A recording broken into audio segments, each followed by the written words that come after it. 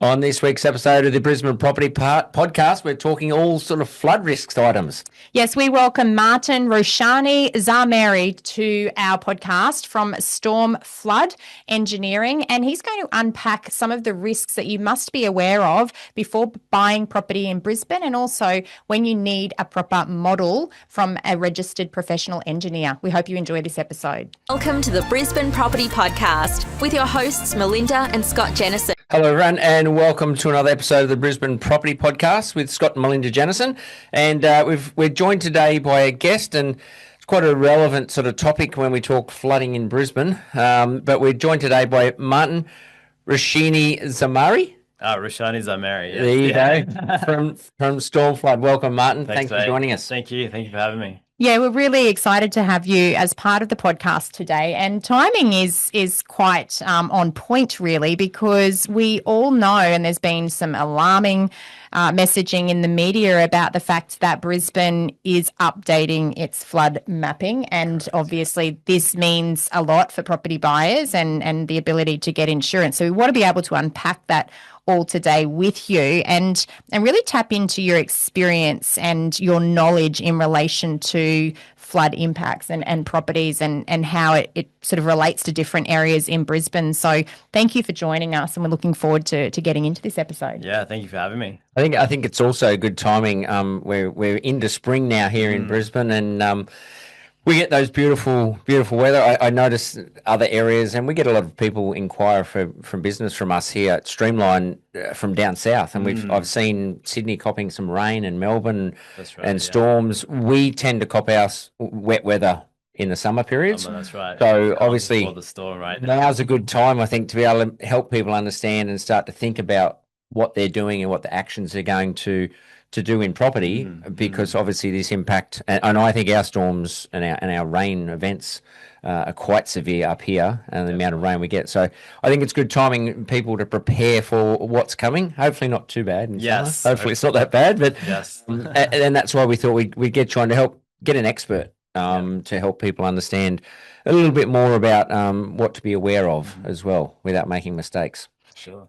So if we unpack the big question, and I guess this is a question that most buyers have, but what is it that buyers need to understand about flood risk before they buy a home, or in fact, if they already own a property and they're looking to renovate, what would you say is important for buyers and homeowners to understand? So I think obviously the first thing, if I was looking to buy a property, renovate, look at all the flood mapping. There's so much good flood mapping out there. I think the other part of it is you want to look at insurance these days. Insurance is a big item, and things are changing in that space. And I guess the big item right now is obviously there's flood models that are constantly changing. The flood maps that go into from those flood models is changing.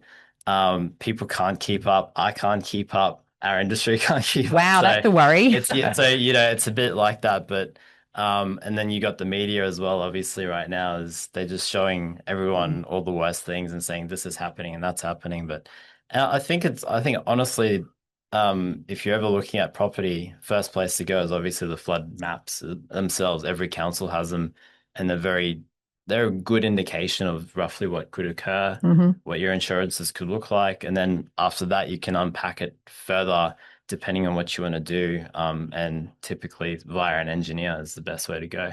So let's just talk about flood maps, if that's okay, because obviously, for property buyers, most people, especially in Southeast Queensland and Brisbane, off the back of some recent significant flood events, most people are somewhat aware of flood risk now, and they are looking at what flood risk might exist. If they're going to these council portals to get an understanding of whether a property might have impact or not, and they see that this property might be flood free, what's the guarantee that those flood maps might change or never change? Because you may be close to a flood zone, but we know that these flood maps are constantly updating. That's true. And I guess it's really important to know the difference between the different types of flooding too. It's like if we're talking Brisbane specifically, like you've got overland, creek, river, coastal's roughly, it stays the same. But The river model's been around since 2019 roughly, so Yep. that hasn't changed. But the data behind that, if they incorporate climate change, for example, that flood map, that flood extent could get worse. So even the things that you see on, say, flood awareness mapping, you might think that you might be on the fringe of a flood extent, but in the next flood map that could come out, it may change the whole thing. And you actually might be in that flood zone, for example. Creeks are always chopping, and like the creek mapping is changing and updating consistently. I think recently, for example, in Brisbane, we had the Brecky Creek flood study that got updated.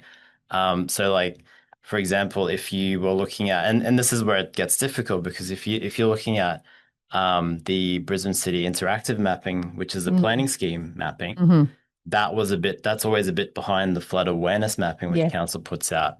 But the flood awareness mapping is also a little bit behind in some regions as well. So even then we get to overland flooding. Overland flooding, for example, the data that goes into the flood awareness mapping is roughly a 2017 model. Wow. So, and that's using ground like topography data from 2014. So it's like, but there's already new data out there that we could use. The council's probably updating in the background as well. On top of that, our rainfall data keeps changing as well. So it's like when you see a site that it roughly looks like you might be close or within the vicinity of it, just be a little bit aware and go, do I need to go get an engineer to have a look at that? Just to double check that. So it is interesting, and for our listeners, some people, especially if they're not Brisbane people, they might look at a property and go, oh, well, it hasn't flooded it, and you do quite often get told, oh, it's right. never flooded. Yeah. But the biggest impact, then you talk about rain changing and all these types of things. Yeah. Some people might buy a property and say, look, it's not in a flood zone, but in 5 years' time, it could be in that flood zone. And I've talked to agents before, and they said, selling a property, that one of them a while ago said they were finding it really hard to sell this property because it's now in a new flood overlay, whereas it wasn't in the flood overlay previously. So there's obviously a lot of things that have an impact on the changes. Obviously you said the rain, but obviously there's construction and all these types of things that do have an impact on how they change and how those model change as well. Yeah, that's right. And so like you got to think about where do these models come from, right? So there's rainfall data that sits behind them that gets updated often. There's topography data which gets updated in most councils. Every 5 years they have a new data set that you can use. What else you got? You got even the way that the models that can change, like between engineering companies and people and everything. So all of that changes the developments that occur around the sites. And all of that gets incorporated into each update as well. So, it's constantly moving and changing all the time. But yeah, I don't really, sorry, don't have the answers. I don't really have the, like, I think ultimately the answer to all of this will always be get someone who knows what they're talking about to look at it, because, especially agents, I think, they'll talk to the homeowners typically as well, and the homeowners will always say, oh, it's never rained here before. So for a buyer, what do you think they misunderstand the most about when it comes to all these mapping as look, it's, to be honest, the biggest one is that most of them don't even look at them. I think like some people that come to me, they've already purchased the property and then they say, oh, I've just realized there was a flood map over my site. And I'm like, well, now we got bigger problems to deal with, right? So I think not doing that first initial check is probably the big one. Relying on real estate agents, like usually selling agents who just say, hasn't flooded. Interestingly, I was in the market last year for a site, and me being a flood engineer, first question I thought I'd ask is it in a flood area? And this is a blue chip, well-known flooded area as well. You asked the selling agent. I asked the selling agent. Was their response? And they said, "Oh, not to my knowledge." And I was like, and I knew that particular place flooded in 2022 really badly as well. Yeah. Isn't that interesting? Yeah. I will say for listeners, with the new legislation that came into effect here in Queensland on the 1st of August in relation to seller disclosure. Flood is not part of a requirement for a seller to disclose previous flood events. So people think they're protected because now sellers have a requirement to disclose. That is not actually the case in relation to flood. So this is still one part of the due diligence process that buyers must look at themselves, and asking a selling agent as to whether a property has previously flooded or not is not due diligence. Due diligence is actually checking flood maps. If you're unsure, it's speaking to professionals like yourself, Martin, who are able to guide buyers to help them understand the risk. So if I was to ask you, like, what problems do you actually solve for people buying a home or for developers buying a site? Like, what is it that you're actually doing as part of your role? So I guess the first thing, like we typically do a lot of renovations, new builds, subdivisions. I mean, I work a lot in the commercial industrial development space as well. But typically what we do, well, first of all, we have to figure out what model has driven that flood map that's occurred, right? So even when I say a flood map, it's not just like the flood maps that are in, like, say, flood awareness mapping, but also like the flood planning mapping as well. So we will get that data. We'll try and figure out, one, is it up to date? If not, then we'll have to update that ourselves. And then put in the development, show the impacts, show that the flood planning levels work, look at flood risks and awareness as well. Like, for example, you may need to demonstrate that new development has accessibility, trafficability issues and stuff. So, like we look at all those things. Obviously, the bulk of our work is in the development space as well. So we prepare a lot of development application reports, flood reports for the DAs. And then, essentially like our business particularly, we try and like help everyone go through the whole design process as well. Yes. Yeah. Because it's not just like architects, there's obviously architects, civil engineers, town planners. We've got to coordinate everything with them. And I think it's quite interesting, certifiers. And I think the big interesting issue right now is that even, say, architects and certifiers are just not up to speed with flood mapping and everything. So sometimes you'll have an architect who'll just put together a beautiful house, slab on ground house in the middle of a flooded site. And then I'll go and I'll just get my red pen and be like, no, that's not happening.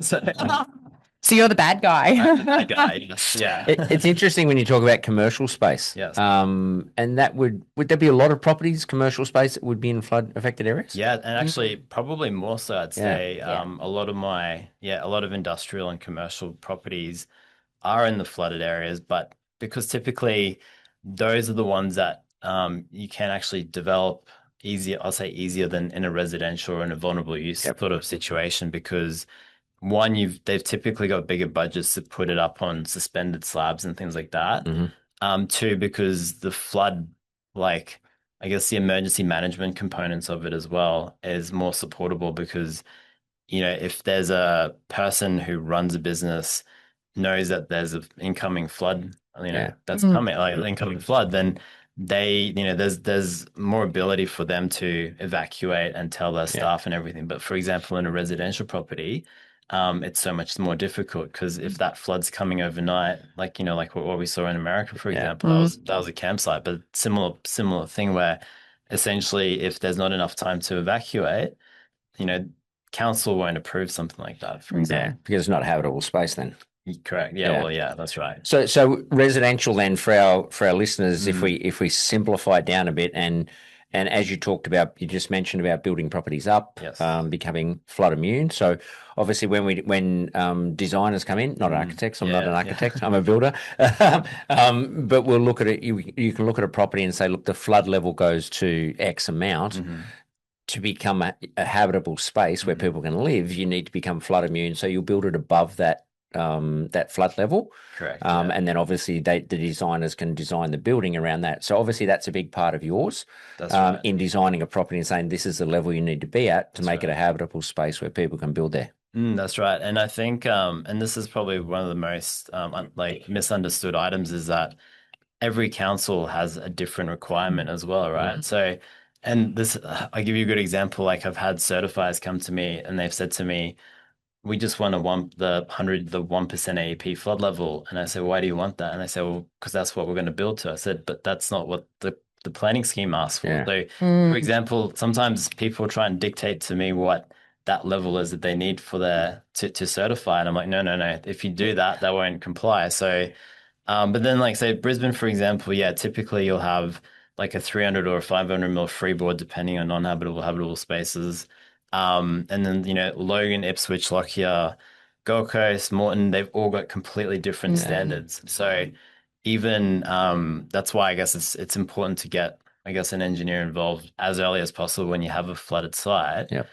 I think another point to add there is that depending on the type of use that you're proposing on a site, everyone's always looking at the 1% AEP, right? But there's also, for example, if some particular developments, you have to look up to what they call the probable maximum flood event and show that the flood risk is mitigated and you can actually develop within that region. So this is more so for people, especially looking at uh, what's the childcare centers and age residential community type of thing. So vulnerable communities. Vulnerable communities. So like the rules they change depending on what you do. Use. If you're doing commercial industrial, it's a bit lower as well. So again, it's just you have to know what you want to build on that side as well. That's really important. So when you're looking at that due diligence and everyone's got their grand ideas, I want to do a subdivision, I want to do this, I want to do that. Yeah.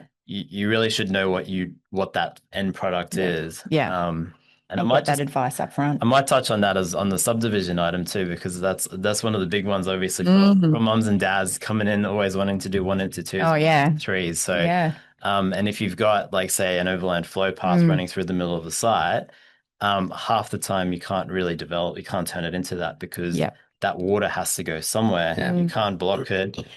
Yeah, there's more to it than just, can we just get a flood report that says it's okay? It's like that's not how it works. Yeah. And we've seen that, mum and dad would-be developers get stuck. They get caught out. They buy these sites and they make the assumption that they can be subdivided and that they can, improve the density on that site when in actual fact it could be impacted by an overlay that prohibits that. And that's why getting expert advice up front before you buy, either by seeking out services of a registered professional engineer like yourself, or alternatively working with a quality buyer's agent that's going to draw attention to all of these risks, it can really save you a lot of time and headache down the track, because once you buy, it's too late. You can't convince council to change their planning scheme. For buyers that are in the market, Martin, are there any practical tips that you can provide? Obviously, desktop analysis and due diligence is critical. If buyers are a little bit uncertain as to how to go about that, if they're turning up to a property on site, are there any telltale signs that you can say, look, if this exists in a location, there's a higher risk of it being in a flood zone, for example, stormwater drains, etc. Are there any things that you would suggest buyers look out for just as a bit of a trigger on site? So I think, look at the stormwater pits and pipes, if there's any within. Usually if it's big trunk infrastructure, like talking, say, 600 mil plus size pipes, and it's running through the site, it's sort of telling you that council has put that there for a reason, and it's probably taking water from one place to another. That's right. If you're in a sag as well, so like look at the road. If it's within a sag, it's probably that within in the flash flood events, it'll have a bit of issues getting. So when you say a sag, is that like where water might pool until it drains away? That's it, yeah. And I guess which way the site actually falls, like that's a pretty good telltale sign as well. If it's falling away from the site, I mean, then obviously if there's an overland flow path, it'll go down through the site. Or if it's closer to a creek system or something and it's lower lying, maybe the back of the property could be coming up in those events. So yeah, there's those sort of things.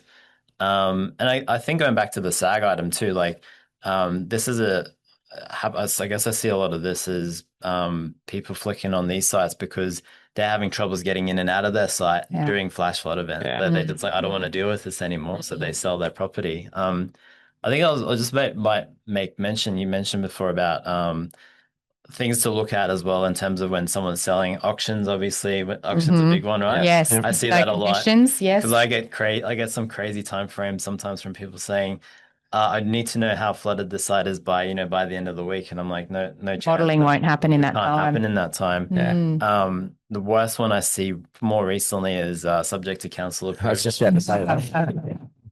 And obviously, and I always say to anyone who brings me one of those sites, I say, if it was subject to council approval, why didn't the person who had the site approved. went and got it approved? That's so true. Because then they just add value to it without having to do anything, right? So yes, yeah.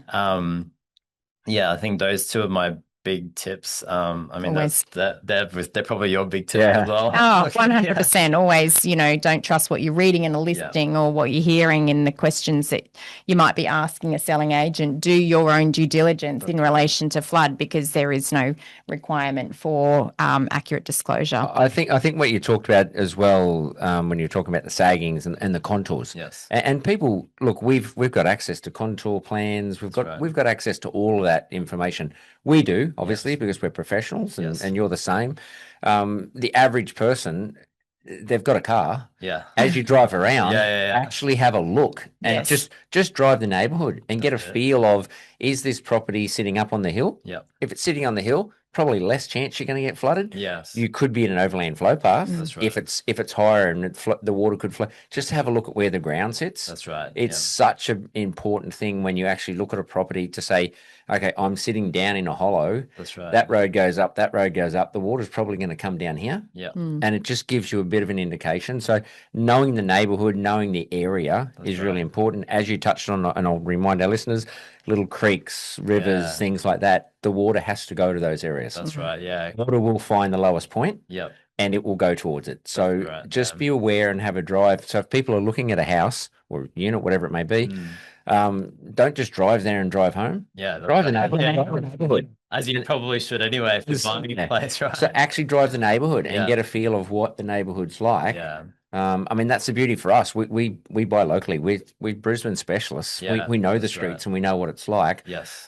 You can just confirm it all then with your contours and your mapping and all those types of things on top of it as well. I think that's the risk, and I'll reference this all the time as I do on the podcast. That's the risk of using out of area buyers agents to help with an acquisition. If they're not on the ground and they don't know the risks associated with buying locally, and they're only looking at mapping, which you say, has a degree of accuracy, but also it's understanding, what the surrounding area looks like. We need to actually overlay all of these data pieces, if you like, to make firm recommendations to clients. And then, of course, having industry colleagues like yourself in instances where there's a level of uncertainty over the level of risk for a client. I was just going to throw another quick one on. Sorry, I'm jumping around a little bit. Have a look at the road. Have a look at the gutters. That's right. And if there's any stormwater outlet. Yeah. Now, council put those there for a reason. That's so right. if there's a stormwater outlet or a drain there, Yeah. there's a pretty good chance the water's is going to want to go there. So yeah. have a look at that. These are all the things you just got to have a look around. Yeah. I was at a property last weekend, I think it was, with a client, and I just talked to him. I said, look, you can see there's a stormwater drain over that side, stormwater drain over this side. This is where the water's going to go to, and it gives you an indication then of what the local area is like as well. Yeah, and I might add as well, in terms of other things around the area, look for channels. There's usually a drainage channel somewhere. There's, if there's a golf course nearby, if there's parks nearby, parks always they use them they use them for flood mitigation all the time. I think as well, look at vegetation in the area, because vegetation can sometimes actually give you that little insight. If you see something, because, as areas where water naturally goes through, it's like a creek, it'll eventually create its own vegetation as well. So look at that as well. It's a good tip. Yeah. It's a really good tip.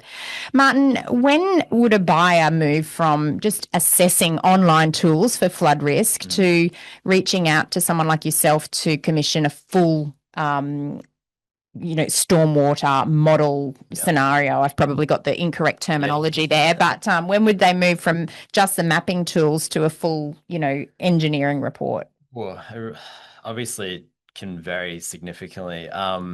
If you've got river and creek flooding, generally we will have very similar results to that. If it's overland flooding, that's where it gets trickier, right?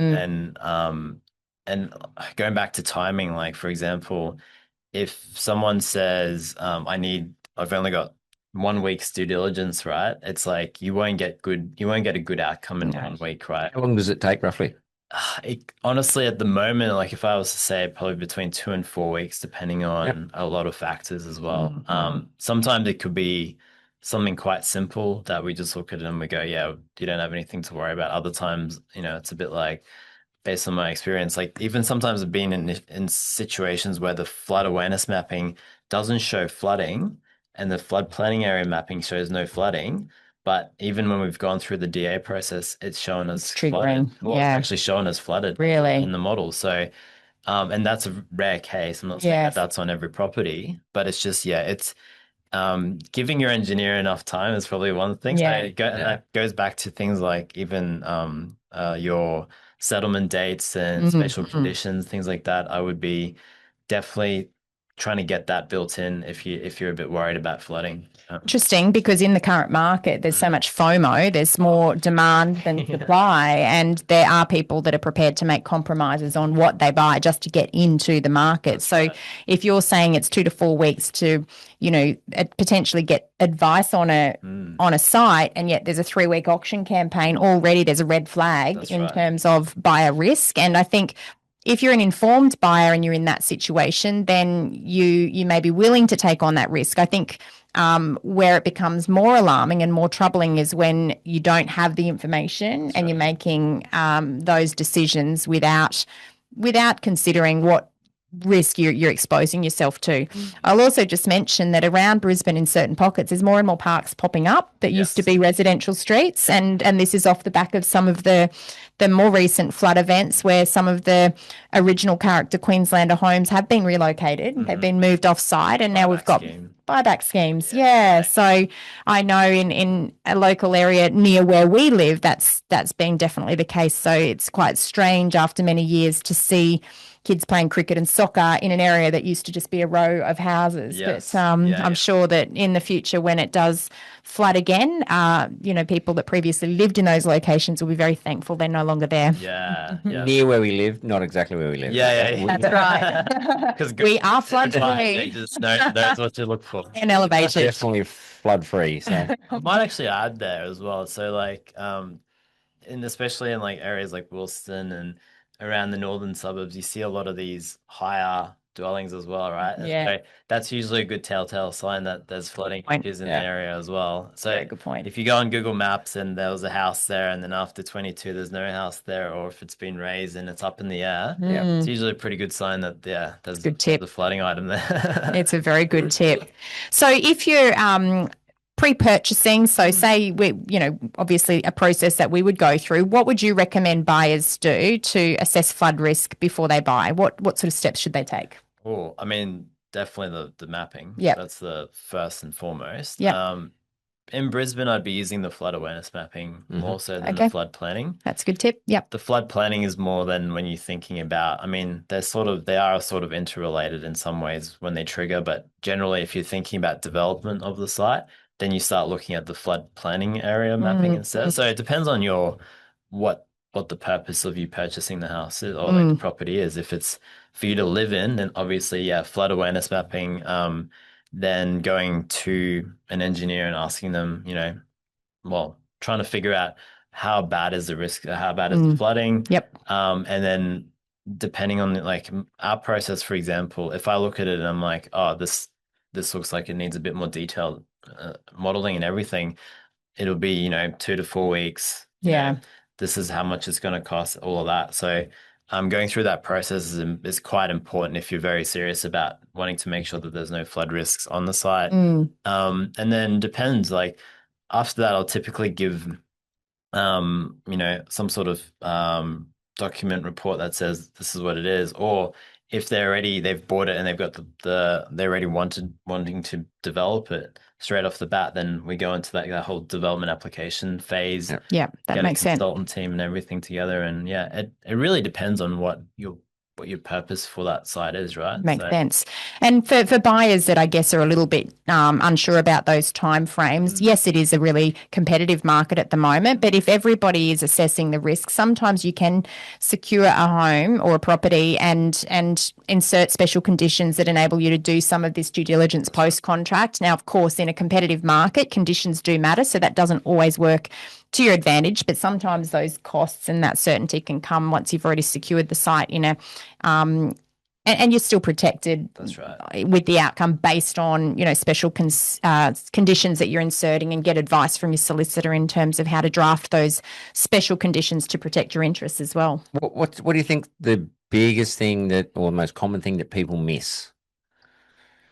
What did they miss? Is it overland flow? Because, a lot of people look at river flooding and creek flooding, but they don't understand the seriousness of potentially impact of overland flow. And I'm probably speaking more for residential buyers. Yeah. Because people might be buying an old Queenslander thinking that they can build in under with a slab. And yet, if, they might have checked the creek flooding, it doesn't flood, it doesn't, no river flooding, but have they checked overland flow? Is that something that you find people sort of have that aha moment post-purchase as opposed to doing that due diligence prior? I think Brisbane specifically, overland's probably the biggest one. I think one of the big misunderstandings, and this happens, is they'll come to me and they say, "Oh, I just need a hydrologist report or a flood report," and I'll be like, "Well, what do you want me to? I'll give you a flood report, but what's the purpose for it?" And they'll be like, "Well, we're trying to build a new house, so we just need a flood report." And it's like the flood report doesn't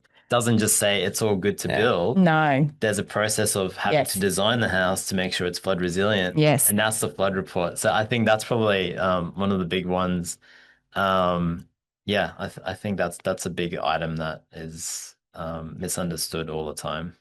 Well, I think that, we've really covered a lot of, what do buyers need to be aware of? What are some of the risks that exist out there? And, I guess how buyers can protect themselves up front.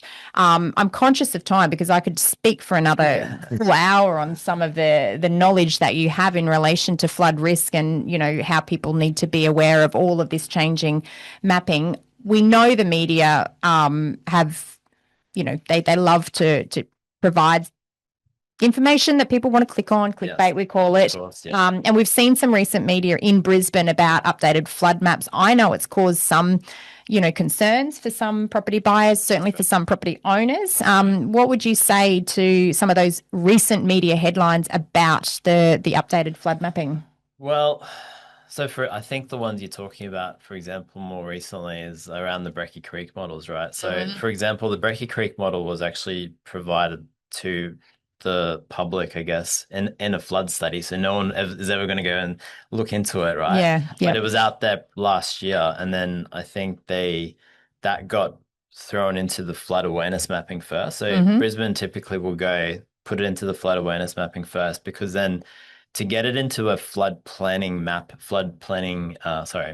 the city plan mapping, the planning scheme mapping, there's a heavy process that goes behind this. It's complex because essentially, they've got to go with their strategic planners to create these flood risk maps and then build it in when they do that. And every council has actually got a different mechanism as to how they do it. So, for example, Brisbane does it in updates, and so like the next update I think is October. And so for example, that flood map for the Brecky Creek was already out there for the public to look at. They didn't know where to go. And now it's getting baked into the planning scheme mapping. Yeah. But the media's gone out and said, "Oh, the council's bringing out these new." It's like, no, they're just updating the planning scheme mapping. And not the actual flood studies or flood. They've been out there for a while.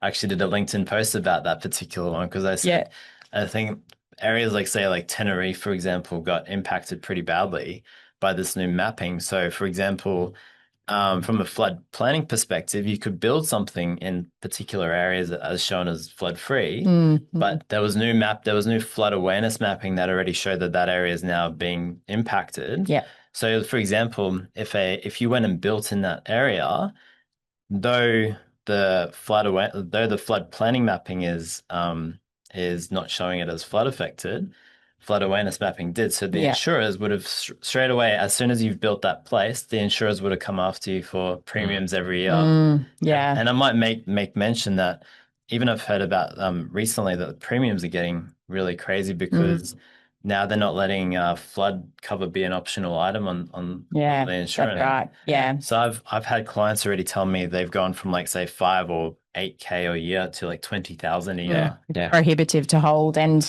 it's no longer an option with some insurers, right? And that's very important for listeners to understand. Like that is a huge ongoing cost, especially if flood cover is no longer optional under a policy and you have no choice but to take it out. It'll be, I'm either insuring my property or I'm not having any insurance on my property, which is a huge risk for a buyer without a doubt. I may actually make a note as well. Like we're talking about Brisbane, but if you're looking at other areas as well around, so say like Logan have an update at the moment they've got one every year. That's great. That's TLPI. Gold Coast they've got multiple maps as well. They got the insurance map, the risk map, and the flood planning map. Wow. Yep. The Moreton Bay is going to go through a planning scheme update soon. Lockyer's just gone through theirs. Ipswich just got theirs in 1st of July. So they're changing. These Constantly maps are changing. updating. They're getting updated. Yeah.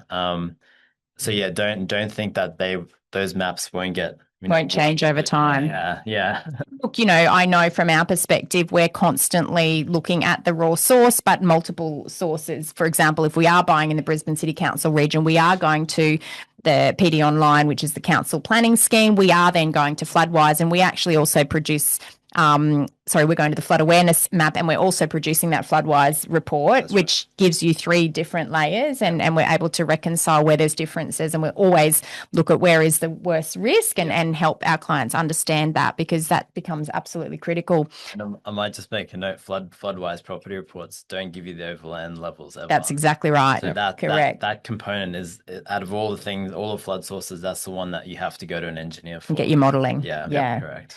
So tell us, if people do want to get in touch, how do they reach out? And I would also love for you to explain what is the difference between you as an engineer and others out there that might also call themselves engineers. So, I mean, you can find us on at our website, www.stormfloodeng.com. I guess in terms of differences between engineers. So at the moment, our industry is in the flooding space is a bit like the Wild West, right? Because all you really need to sign off as a flood report is actually a civil RPE key, right? So we still, in our industry, we haven't split off civil engineers from flood engineers. Right. So it's still a work in progress. Grey area. It's a very grey area. And so a lot of civil engineers will try and provide their services in hydraulic engineering or flood engineering. And a lot of them probably not as qualified or don't have specific experience in flood modeling, or so that it's quite they're playing in the grey at the moment. Things I would be looking for in terms of a flood engineer, and there are fantastic ones out there, and to be honest with you, a lot of the good ones, we're probably very busy, so it's a bit hard to, when clients are saying get a quick turnaround, we need 1 week turnaround, it's like, well, we don't really, it's hard. So in that sense, I'd be looking for what's the experience. I'd be looking at their CVs for sure. You want someone in the flooding space who's got at least 10 years experience. Like you don't really want someone who's like 1 or 2 or 3 years out of uni doing that sort of stuff. You also want to make sure that they're not outsourcing it overseas. So civil and flooding industry right now is rampant with outsourcing. So a lot of stuff's being sent, to like India, Vietnam, Indonesia. So just make sure you know who's actually working on your project. And the other one is, and there's nothing wrong with graduates. They need to be, they got to go through a development process. But when you're talking about flooding and it's your property, you want to make sure that the senior engineers are working on your site. Yeah, of course. Yeah. And with that comes with the cost as well. Yeah, right? of course. That makes sense. When you're doing overland flood assessments, I'd say like if anything's below 5K for an assessment, it's one of those other things that's occurring in the background. Okay. And you're not getting the right advice. Yeah. Good advice. So an investment of at least $5,000. Otherwise, there may be something happening that you're not aware of, and you may not be getting the full service that you're expecting. right. So that's a fantastic tip. At least you know you'll get insurance too. So if you invest the 5,000, you'll probably save on your insurance and providing you can get insurance. Right. Maybe another time I should give you some horror stories podcast. But yeah, there's Plenty of those. there's plenty of those. Yeah. I have to get you back on. Yeah. So beware of that subject to council approval. Beware of how it's never flooded before. Insurance will cover it. All these types of things we hear. If it's flooded, forget it, they say. Yeah. And that's definitely something. Or reach out to someone like yourself, like at Stormflood, to get to stand the risk. That's right. Yeah, because some people are willing to take on that risk, and that is acceptable for some people. But it is important to understand the extent of that risk that you are taking on if you're willing to buy in a flood zone. Yeah, for sure. Excellent. We'll wrap it up. Martin, thank you so much for joining us. It's been a lot for everyone to think about. Yeah. I really appreciate helping and sharing that information and knowledge to our listeners as well. Yeah. Easy. As usual, I will let Melinda wrap it up. Until next week, thanks very much for listening, and bye for now. Yes, thanks once again for joining us on the Brisbane Property Podcast. We hope you've enjoyed this episode, and thank you once again, Martin, for sharing all of your knowledge with our audience. If you've enjoyed this episode, please share with friends and family. We would love for you to leave us a review. It does help other people find our content. And of course, we produce this every week at no cost to you. Until next week, we hope you have a good one, and bye for now.